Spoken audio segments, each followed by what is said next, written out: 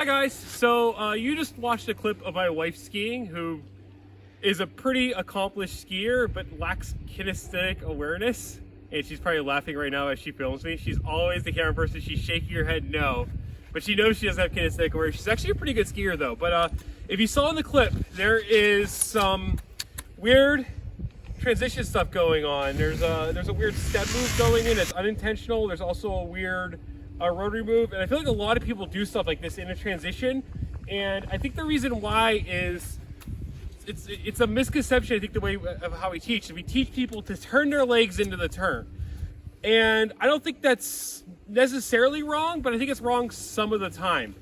I actually, to correct this, I'm going to ask her, and I wish I had a third person if you say next to her, I'm going to ask her to actually try to turn her legs the other way as she's on her new edges. And that sounds preposterous, right? If you turn your legs the other way, you're going to go that way.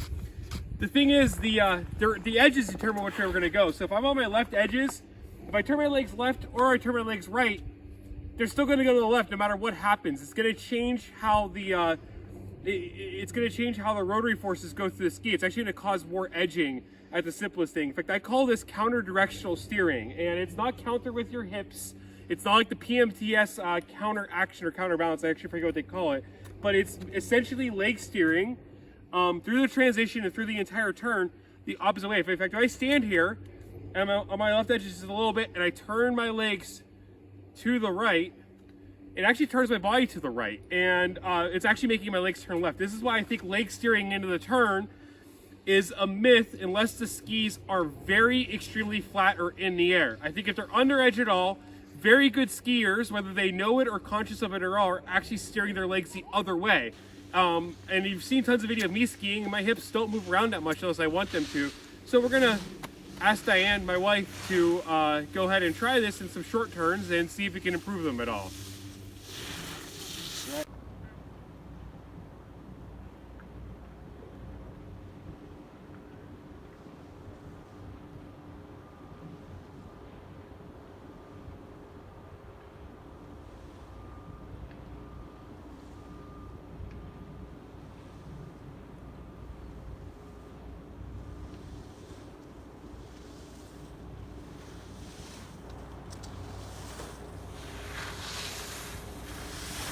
So if you just watched that, I hope you can see the difference between whenever I'm doing counter-directional leg steering and whenever I'm not.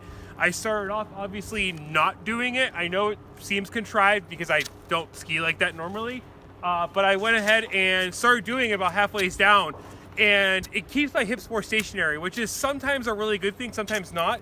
But most of the time in short turns, bump turns, powder turns, tree turns, it's normally a pretty good thing, and then in medium turns it starts to become a little bit whether you want to do it or not.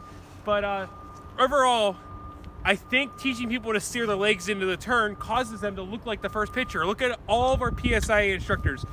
Very few, even level 3s, can do a really small short turn and actually get their legs to turn separately. I know I'm being critical of my own organization, but it's the truth. I think it's because we emphasize leg steering into the turn too much and don't ever think outside of the box and think what happens when we turn against the turn.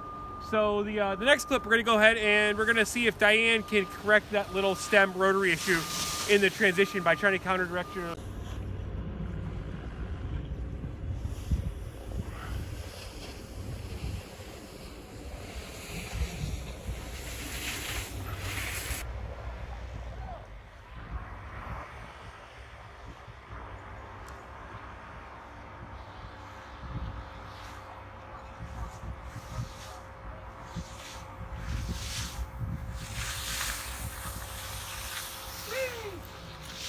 Alright, so I always do counter-directional steering in my skiing, so that's what it normally looks like, for better and for worse.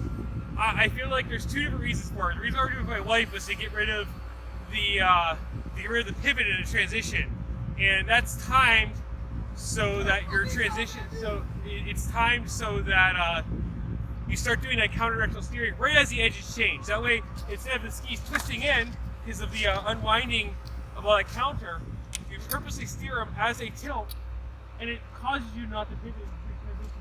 The other reason why I see behind me is, look at all the people behind me who just can't turn their legs, and they're probably told so, hopefully, although a lot of a lot of family members and a lot of bad instructors tell people to turn by pointing their belly button, looking, swinging your arms. It's a whole other discussion why that's bad. But I think a lot of instructors tell the right stuff, which is get their legs to turn more than hips. But the way people perceive that is not actually turning in. It's actually edging first and then turning the skis the other way to get that upper lower body separation that the PSA talks about, but very few of their own staff can do and very few of our students actually do as well.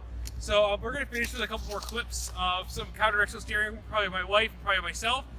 And but otherwise, thanks for watching. Like, subscribe for more just out-of-the-box thinking about skiing. And this is how I perceive this. This is something that, this counter-directional steering is, again, something that I think you should try, see if it works. And when you try it, video yourself, because what we feel, how we perceive our movements, isn't always doing the correct move. What we feel just feels good because we're good at it.